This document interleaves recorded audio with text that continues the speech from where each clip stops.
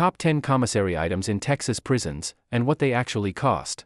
At 4:30 in the morning, long before most of Texas wakes up, thousands of prison inmates are already opening their eyes. Metal doors slam. Correctional officers begin morning counts. The day starts exactly the same way it started yesterday. And the day before that. And the year before that. For many prisoners, life becomes a cycle of routines repeated so many times that individual days begin to blur together. Breakfast arrives. Work assignments begin. Recreation periods come and go.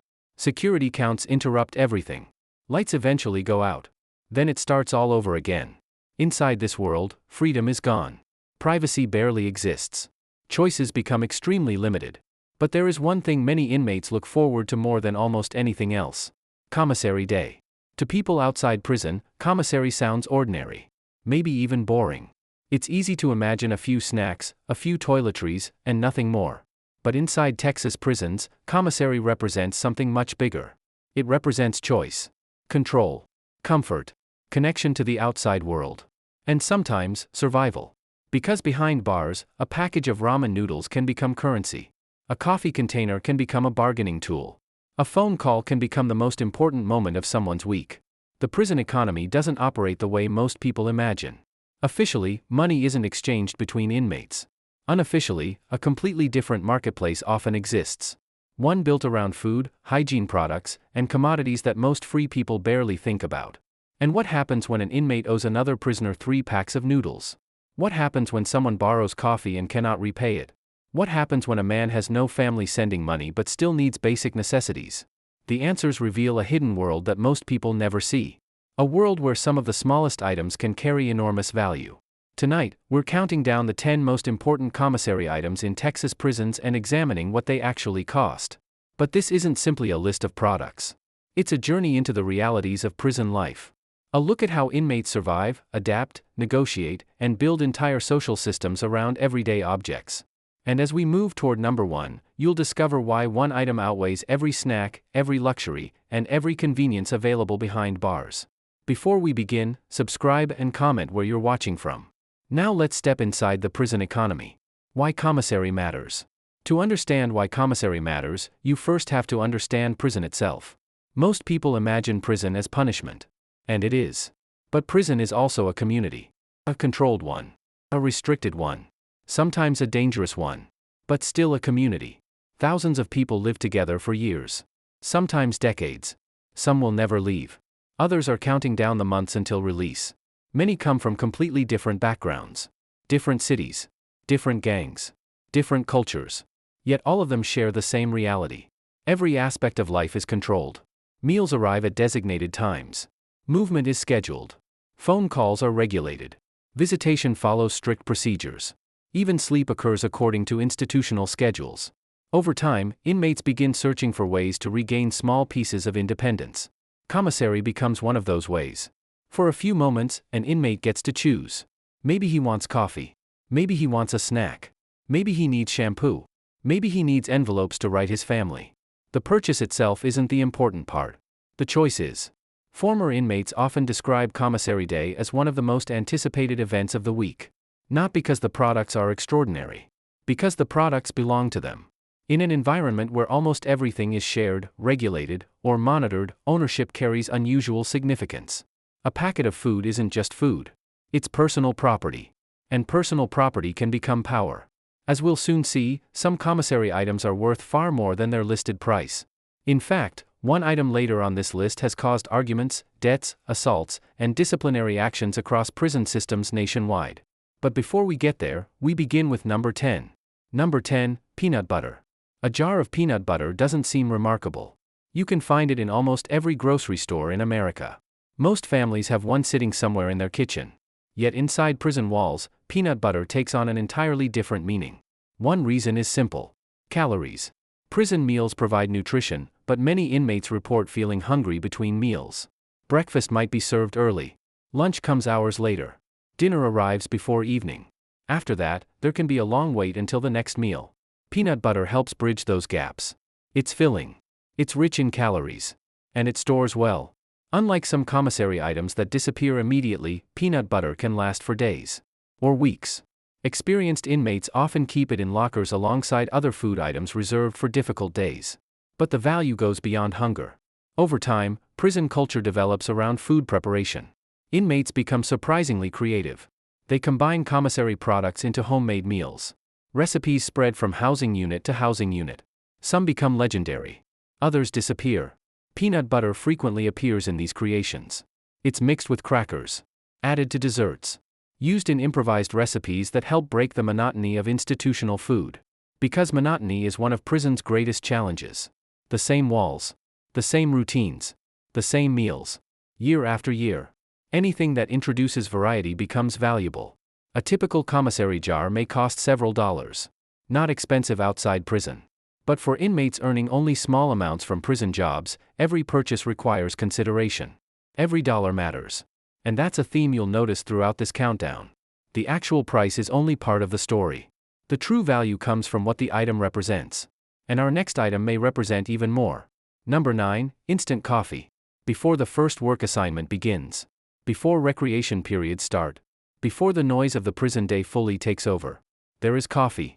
For many inmates across Texas prisons, coffee is more than a beverage. It is a ritual. A routine within a routine. A small moment of normalcy in an environment where normal life no longer exists. The prison day begins early. Very early. In some facilities, inmates may be awake long before sunrise. Counts must be conducted. Housing units must be organized. Work crews must prepare for assignments. Entire populations move according to schedules that rarely change. Over time, the repetitive nature of prison life can become mentally exhausting. Days blend together. Weeks disappear. Months pass without memorable events. That's why seemingly insignificant rituals gain importance. A cup of coffee becomes something to look forward to. Something familiar. Something personal. In Texas prisons, instant coffee remains one of the most consistently purchased commissary products. A container may cost several dollars depending on size and supplier contracts. Many inmates budget carefully to ensure they never run out. Running out of coffee might sound trivial to outsiders. Inside prison, it can feel surprisingly significant. Former inmates often describe waking before dawn and preparing coffee before the housing unit fully comes alive. For a few minutes, the noise is lower. The movement is slower. The pressure of prison life feels slightly more distant. Then reality returns. Officers begin rounds. Announcements echo through speakers. The day officially starts. Coffee helps many inmates navigate that transition. But coffee's role extends far beyond caffeine. Because inside prison, valuable commodities rarely remain simple. Eventually, they become part of the economy. And coffee is no exception. Every prison develops its own informal systems. Officially, rules govern daily life.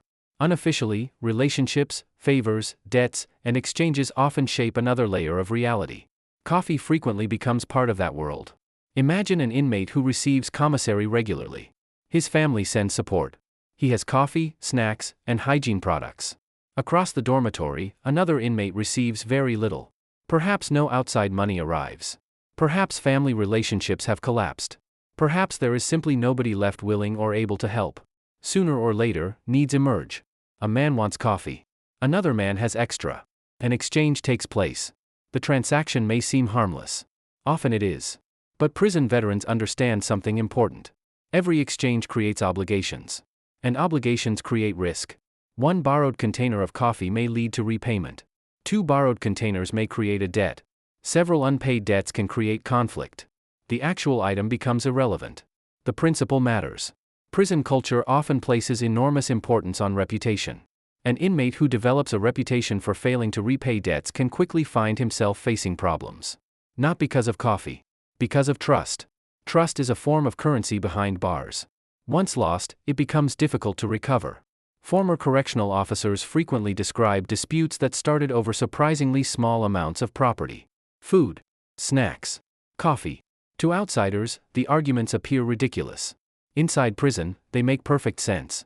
Because prison magnifies everything. A small disagreement cannot always be avoided by simply walking away. People live together. Eat together. Work together.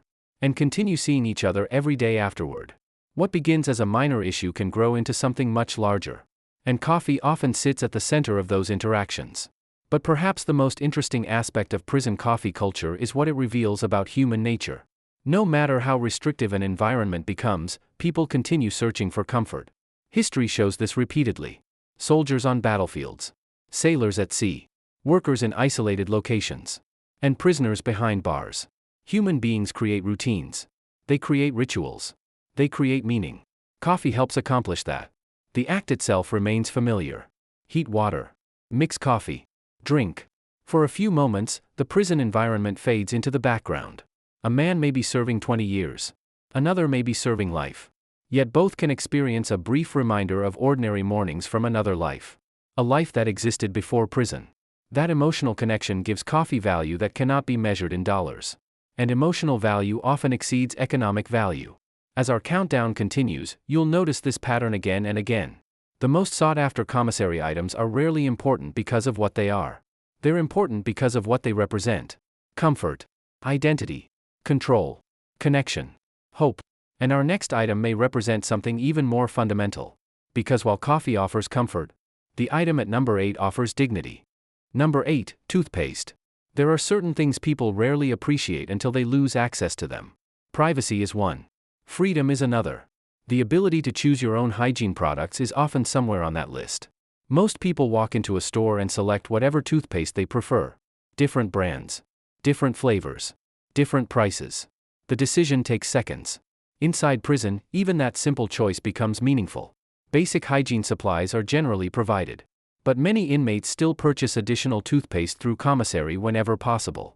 The reasons are practical. The reasons are psychological. And the reasons are social. Because prison is one of the few environments where thousands of people live in extremely close proximity for extended periods of time. Personal hygiene isn't just personal. It affects everyone around you. A housing unit might contain dozens or even hundreds of inmates.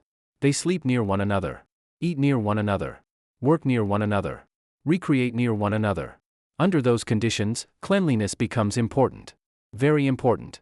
And prison culture often enforces that expectation. One of the biggest misconceptions about prison is that formal rules are the only rules. In reality, informal expectations often carry equal weight. Every housing unit develops its own culture. Some expectations are spoken openly. Others are understood without discussion. Cleanliness frequently falls into the second category. An inmate who consistently neglects hygiene may attract unwanted attention. Not necessarily from staff. From other inmates. Prison populations tend to place value on predictability. People want orderly living conditions. People want problems minimized. Someone who creates unnecessary issues can quickly become unpopular. As a result, hygiene products become more important than many outsiders realize. Toothpaste is one example. Soap, shampoo, deodorant. All serve practical purposes. But they also help inmates maintain self-respect. And self-respect matters behind bars. Perhaps more than many people understand. Imagine spending years inside an institution where nearly every aspect of life is controlled by someone else. The clothes are assigned. The schedule is assigned. The housing location is assigned. The meals are assigned. Very few opportunities remain for personal expression. Small choices begin carrying unusual significance. Choosing a preferred toothpaste may seem minor. But it represents autonomy. A decision. A personal preference. A reminder that individuality still exists. Even inside prison. And for many inmates, maintaining that sense of individuality becomes essential to long-term survival. Because prison doesn't simply challenge people physically. It challenges them mentally, emotionally, psychologically. The loss of identity can be devastating. Many former inmates describe making conscious efforts to preserve routines that reminded them who they were. Reading certain books, writing letters, exercising daily, maintaining appearance, protecting personal standards. Toothpaste becomes part of that larger effort. Not because of the product itself. Because of what it symbolizes. And the deeper we move into this countdown, the more apparent that truth becomes. Because our next item isn't about hygiene. It's not about survival.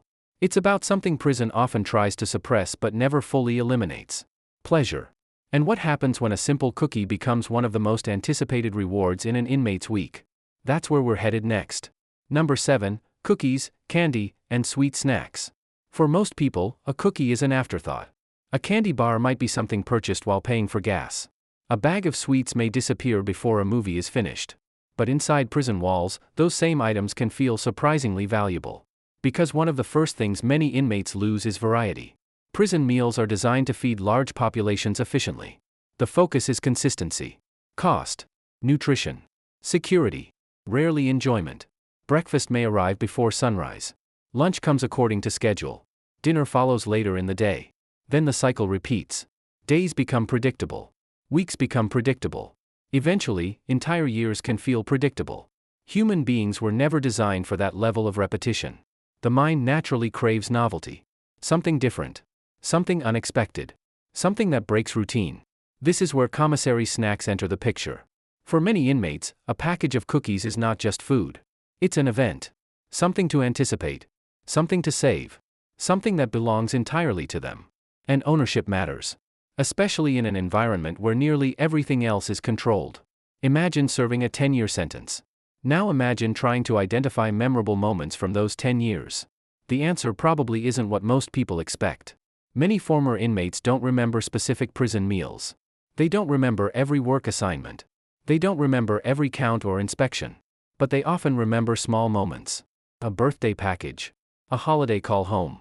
A favorite snack purchased during commissary week. The reason is simple. Small pleasures become larger when larger pleasures disappear. A man who can no longer attend family gatherings may celebrate his birthday with commissary snacks. Someone separated from loved ones during Christmas might save special treats for the holiday. Others create traditions. Perhaps buying the same candy every week. Perhaps sharing snacks with trusted friends. Perhaps saving favorite items for difficult days. Psychologists have long understood the importance of reward systems. People need positive experiences. Even minor ones. Without them, morale suffers. Motivation declines. Stress accumulates. Prison provides no shortage of stress. Commissary snacks offer temporary relief. A brief escape from institutional routine. A reminder that enjoyment still exists. Even if only for a few minutes. But snacks also play another role. A social role. One that outsiders rarely see. Food often becomes a way people build relationships. That doesn't change in prison. Inmates share snacks. Trade snacks. Exchange snacks for favors. Offer snacks during conversations. The products themselves aren't always important. The gesture is. Trust develops slowly behind bars. People are cautious.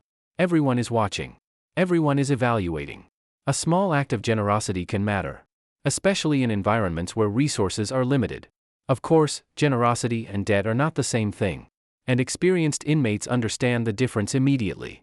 One of the earliest lessons many prisoners learn involves avoiding unnecessary obligations. Accepting gifts from the wrong person can create complications. Accepting too many favors can create expectations. Nothing in prison is ever quite as simple as it appears. What looks like a friendly gesture may actually be the beginning of a transaction.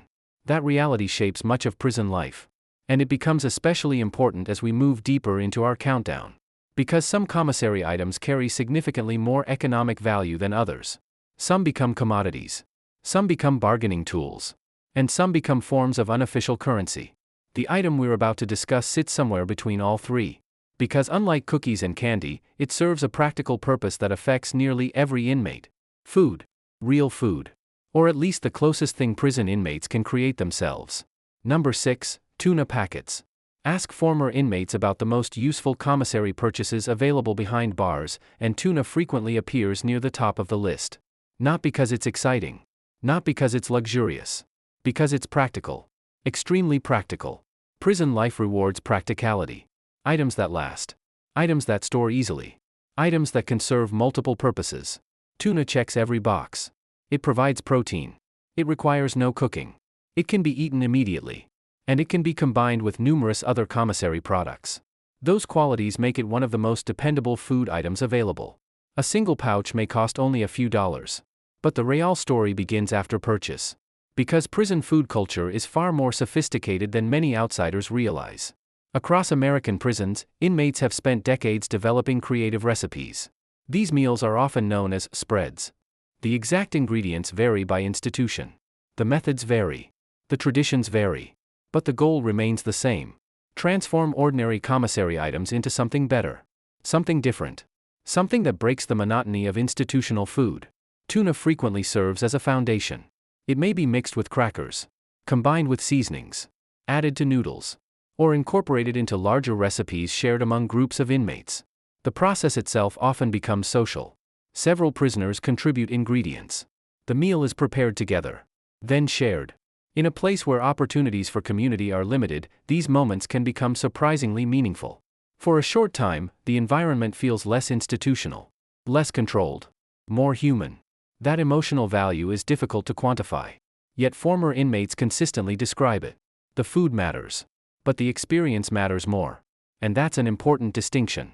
Because many of the most valued commissary items are ultimately about psychology rather than nutrition. They create normal moments in abnormal circumstances. Tuna also highlights another reality of prison life: preparation. Experienced inmates learn to think ahead. A man who spends every commissary dollar immediately may struggle later. A man who stores food and plans carefully gains flexibility. That flexibility matters. Lockdowns happen. Schedules change. Unexpected situations arise. Having extra food available provides security. And security has value. The longer someone spends in prison, the more they tend to appreciate stability. Predictability becomes comforting. Resources become reassuring. Small reserves become important. Tuna contributes to that sense of preparedness. But despite its usefulness, it still isn't the king of prison food. Not even close. Because the next item has achieved almost mythical status across correctional facilities throughout America. An item so common that people outside prison often overlook it completely.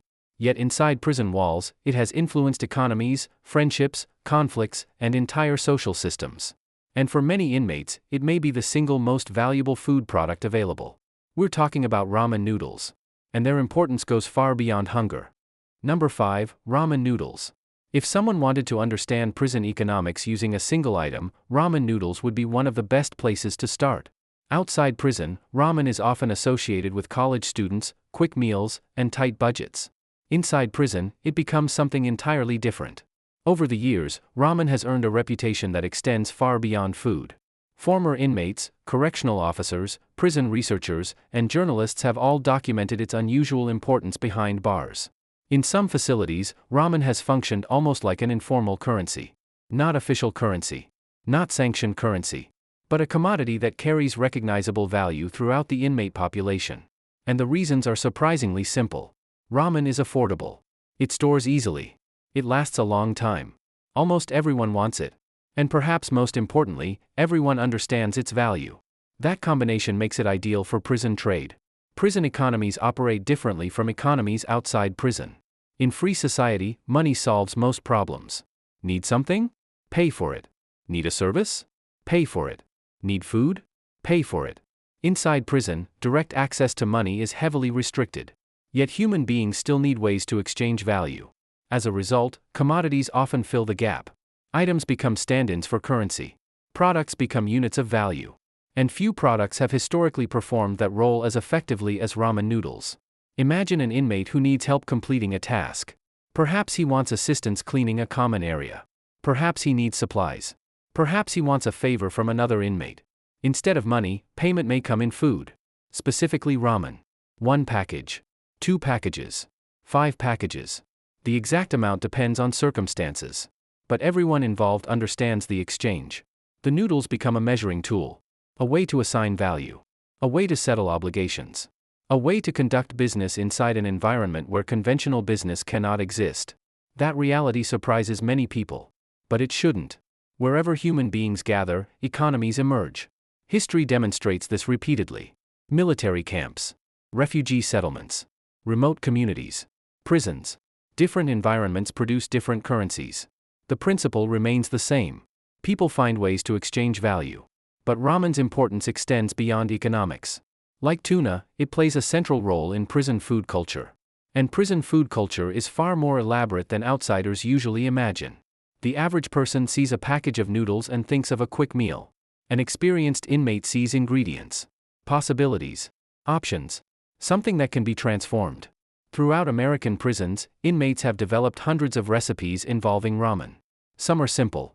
Others are surprisingly elaborate. Ingredients from Commissary are mixed together. Seasonings are added. Protein sources are incorporated. Creative techniques compensate for limited cooking equipment. The result is often something entirely different from the original product.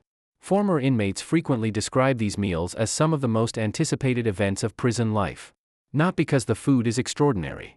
Because the process creates something rare. Choice. Creativity. Control. 3 things prison tends to restrict. For a brief period, inmates become cooks rather than prisoners. Participants rather than observers. Creators rather than consumers. That distinction matters. Especially during long sentences. The longer someone remains incarcerated, the more they begin to understand another important lesson. Resources equal security. A full locker creates peace of mind. An empty locker creates uncertainty. No one wants to reach the end of the week with nothing left. No one wants to face a lockdown without supplies. No one wants to depend entirely on circumstances outside their control. Ramen helps reduce that uncertainty. It's inexpensive enough to purchase regularly. Useful enough to remain valuable. Durable enough to store. Reliable enough to matter. And because it matters to so many people, it inevitably becomes connected to one of the darker aspects of prison life. Debt. Debt exists everywhere. Outside prison. Inside prison. Human beings have always borrowed. Human beings have always owed. The difference is how debts are enforced. In prison, there are no collection agencies.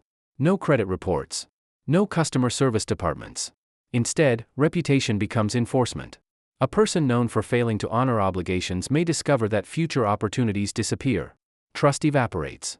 Relationships suffer. Problems develop. For that reason, experienced inmates often follow a simple rule: never borrow what you cannot repay. It's advice repeated throughout correctional systems across America. Because many conflicts begin with surprisingly small amounts. A few food items. A few favors. A few broken promises. The products themselves rarely cause the problem. The damage trust does. And trust remains one of the most valuable commodities in prison. Perhaps even more valuable than ramen. But our next item represents something entirely different. It doesn't fill stomachs. It doesn't create recipes. It doesn't function as currency. Instead, it connects inmates to a world beyond the fences. A world many desperately fear losing forever.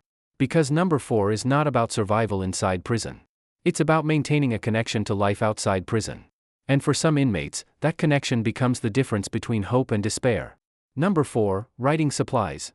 Every prison contains 2 separate worlds. The first world exists inside the fences. The second exists beyond them. One of the greatest challenges of incarceration is maintaining a connection between the two. When someone enters prison, physical separation happens immediately. The distance can be devastating. Parents are separated from children. Spouses are separated from each other. Friends drift apart. Families struggle. Years pass. Birthdays are missed. Graduations are missed. Funerals are missed. Life continues outside. The inmate remains behind. That reality creates a powerful emotional need. The need to stay connected. The need to remain part of something larger than prison itself. For generations, writing supplies have helped make that possible. Before email became common. Before video calls became widespread. Before smartphones transformed communication. Letters carried relationships across distance. And despite technological changes, letters remain enormously important in prison. There are practical reasons. Not every inmate has access to electronic communication options. Not every family can afford frequent phone calls. Not every relationship fits neatly into a brief conversation. Letters solve those problems. A person can write when inspiration strikes. Thoughts can be organized carefully. Difficult emotions can be expressed without interruption. Words can be revised. Reflections can be preserved. And unlike a phone call, a letter remains. It can be read again. Saved. Stored. Remembered. Many former inmates describe keeping letters for years. Sometimes decades. Some became treasured possessions. Evidence that somebody still cared. Evidence that somebody still remembered. Evidence that prison had not erased them from the world. The emotional significance of prison mail is difficult to overstate. Imagine spending years in a controlled environment where nearly every interaction follows rules. Then imagine receiving a handwritten letter from someone you love. For a few minutes, prison disappears. Not physically. Mentally. Emotionally. The writer's voice returns. Memories return. Life outside returns. Many inmates describe mail call as one of the most anticipated moments of the day. Some wait eagerly. Some pretend not to care. But almost everyone notices. Because receiving a letter means something important. It means connection still exists. And maintaining that connection has consequences beyond emotion. Research consistently suggests that inmates who maintain healthy family relationships often adjust better both during incarceration and after release. Relationships provide motivation, accountability, support, purpose. Letters help sustain those relationships.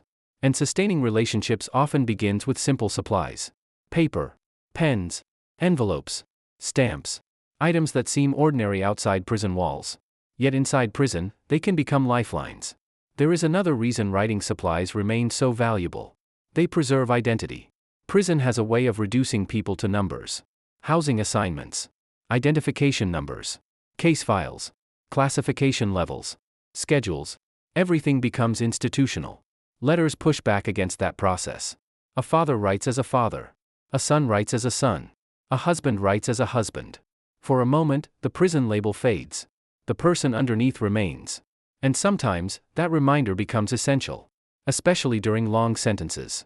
Especially when hope feels distant. Especially when years continue passing. Because surviving prison isn't only about food. It isn't only about safety. It isn't only about following rules. It's also about preserving a sense of self. A sense of purpose. A sense of humanity. Writing supplies help make that possible. But as important as they are, they still aren't among the most universally purchased items in Commissary. Because our next entry addresses something every inmate experiences every single day. No matter his sentence. No matter his background. No matter where he lives inside the prison. Cleanliness. And in an environment where hundreds of people live in close quarters, cleanliness can influence far more than comfort. It can influence reputation, respect, and daily survival itself. Number 3, deodorant, soap, and hygiene products. There is a rule that exists in almost every prison, regardless of state, security level, or inmate population. It's rarely written down. It doesn't appear in inmate handbooks. Correctional officers usually don't need to enforce it. The inmate population does that on its own. The rule is simple. Stay clean. To someone outside prison, that may sound obvious. But inside prison, cleanliness carries a significance that many people never fully appreciate. Because prison compresses human life into a very small space. Dozens, sometimes hundreds, sometimes thousands, of people living together under constant pressure. They share day rooms. They share showers. They share recreation areas. They share dining halls. And in some facilities, they may spend years living only a few feet away from the same individuals. In that environment, personal habits become public knowledge. Very quickly. Privacy is one of the first casualties of incarceration. Outside prison, people can usually retreat. They can go home. Close a door. Create distance. Inside prison, that option often disappears. Every habit becomes visible. Every routine becomes noticeable. Every weakness becomes exposed. As a result, inmates learn quickly that personal hygiene affects more than appearance. It affects reputation. And reputation can influence nearly every aspect of prison life. Former inmates frequently describe cleanliness as a sign of self-discipline. Someone who keeps his living area organized, maintains personal hygiene, and takes care of his appearance often projects stability. Someone who neglects those things may attract attention for all the wrong reasons. Not because prison populations are unusually judgmental. Because people living in close quarters naturally notice one another. And in prison, close quarters are unavoidable. That's why deodorant consistently ranks among the most popular commissary purchases. Alongside soap, shampoo, body wash, lotion, and other personal care products. These items may cost only a few dollars each. Yet their impact extends far beyond their price. One of the most overlooked aspects of prison life is the importance of routine. Long-term inmates often develop highly structured daily habits. Wake up at the same time. Exercise at the same time. Clean at the same time. Read at the same time. Organize belongings at the same time. These routines serve a purpose. They create order in an environment that can often feel chaotic. And hygiene becomes part of that structure. A morning shower. Brushing teeth. Applying deodorant. Cleaning personal space. These actions may seem ordinary. But they reinforce something important. Self-respect. Many former inmates speak about this directly. Prison can strip away many things. Freedom. Independence. Privacy. But maintaining personal standards helps preserve dignity. It reminds individuals that they still control something. Even if that something appears small. The ability to decide how you present yourself matters. The ability to maintain cleanliness matters. The ability to preserve personal discipline matters. Especially during long periods of incarceration. Years can pass surprisingly quickly inside prison. And surprisingly slowly. Both at the same time. Days drag. Months disappear. People who survive that reality often develop habits that keep them grounded. Personal hygiene is one of those habits. There is another reason hygiene products remain valuable. Health. Prisons face constant challenges related to sanitation. Large populations living together increase the risk of illness.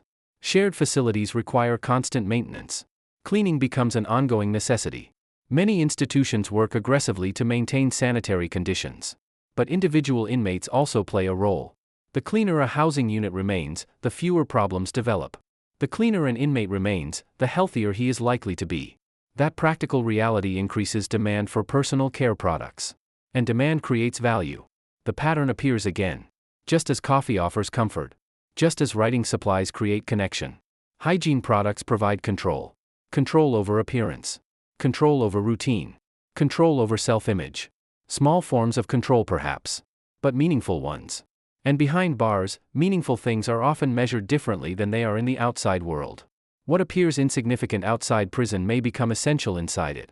That truth becomes even more obvious when we reach our next item. Because number 2 isn't simply food. It isn't simply a commissary product. For years, it became one of the closest things prison had to actual currency.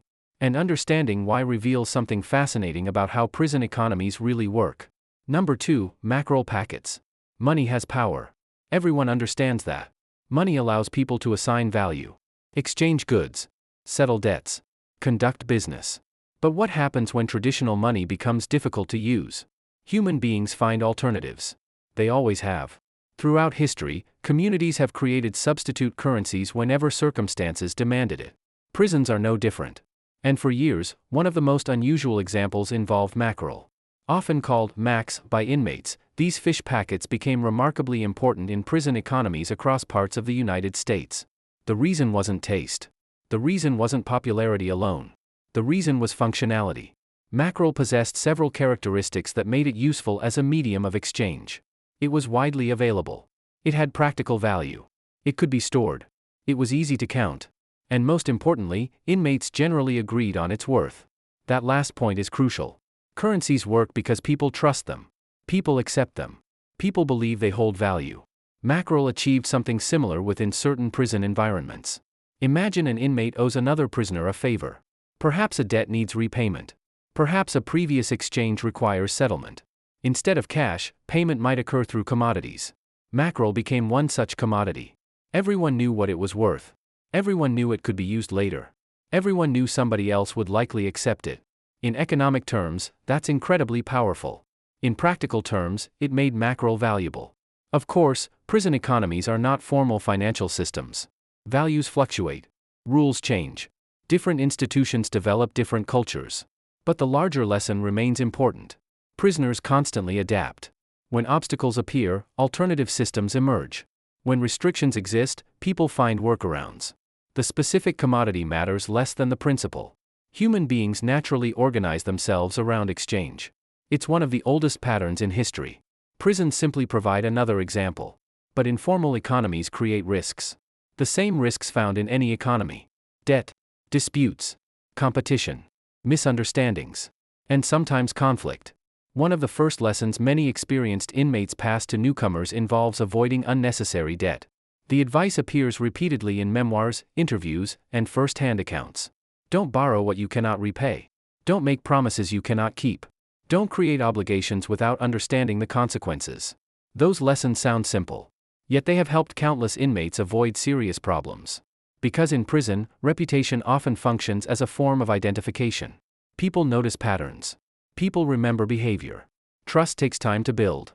Only moments to destroy. And that's why commodities like mackerel became more than food. They became symbols of reliability, responsibility, and economic value. Still, despite its importance, mackerel is not the most significant item on this list. Not even close. Because the number one item isn't something you eat. It isn't something you wear. It isn't something you store in a locker. In fact, you can't hold it in your hands at all. Yet for countless inmates across Texas prisons, it is more valuable than every other commissary product combined. Because it provides the one thing prison is specifically designed to limit: connection to the outside world. And for some prisoners, that connection becomes the difference between giving up and continuing forward. Number 1, phone and communication credits. As the sun sets behind the fences, a familiar scene unfolds across prisons throughout Texas. Inmates begin lining up for phones. Some have been waiting all day. Some have planned conversations in advance. Some have rehearsed what they want to say. Others simply want to hear a familiar voice. A spouse. A child. A parent. A friend. Anyone. Because prison creates many hardships. But separation may be the hardest of all. People often imagine prison primarily in physical terms. The cells. The bars. The fences. The guards. But incarceration is also emotional. A father misses his daughter's birthday. A husband misses an anniversary. A son misses years of family life. Time keeps moving outside. Prisoners remain inside. Communication becomes the bridge between those two realities. And that bridge is priceless. Ask former inmates what they valued most during incarceration, and many give remarkably similar answers. Family contact. Letters. Phone calls. Visits. Human connection. Because no commissary snack can replace a conversation with your child. No food item can replace hearing your mother's voice. No luxury product can replace knowing someone still cares about you. Communication credits allow those moments to happen. And for many inmates, they become the highest priority purchase available. Some prisoners willingly sacrifice snacks to afford additional calls. Others carefully budget every dollar to maintain regular contact with loved ones. The reason is simple. Hope often travels through communication. And what happens when that hope begins to disappear? That is where the hidden cost of prison truly begins. What many people don't realize is that the most valuable thing sold through commissary isn't food at all. It's the ability to remain connected to life beyond the prison gates. And that reality reveals something profound about human nature itself. No matter how restrictive the environment becomes, no matter how many years pass, no matter how high the walls rise, people continue reaching for one another. And sometimes, a single phone call becomes more valuable than everything else combined. The hidden cost of commissary. Looking at commissary prices alone misses the larger story. The real story isn't about noodles, or coffee, or toothpaste. The real story is about inequality, connection, and survival. Because two inmates can live inside the same prison and experience entirely different realities. One receives financial support from family. The other receives nothing. One can purchase food, hygiene products, and communication credits. The other must constantly make difficult choices. One can call home regularly. The other waits for rare opportunities. The differences may seem small, but over months and years, they become enormous. And that is the side of prison life most people never see. The quiet struggle behind every commissary purchase. The calculations. The sacrifices. The decisions. The search for comfort in a place designed around deprivation. And perhaps that's what makes commissary so fascinating. It reveals what people value when nearly everything else has been taken away. And that final realization changes the entire story. Behind prison walls, even the smallest items can carry enormous value. A cup of coffee. A pack of noodles. A phone call home. What seem like ordinary purchases on the outside become tools of survival, comfort, and connection on the inside. The commissary isn't just a store. It's a reflection of prison life itself, where every dollar matters, every choice has value, and every privilege can make a difference. Thank you for watching. If you found this documentary informative, leave a comment with your thoughts, and subscribe for more in-depth stories from behind prison walls. Until next time, stay safe, stay informed, and remember, sometimes the most revealing stories are found in the places few people ever see.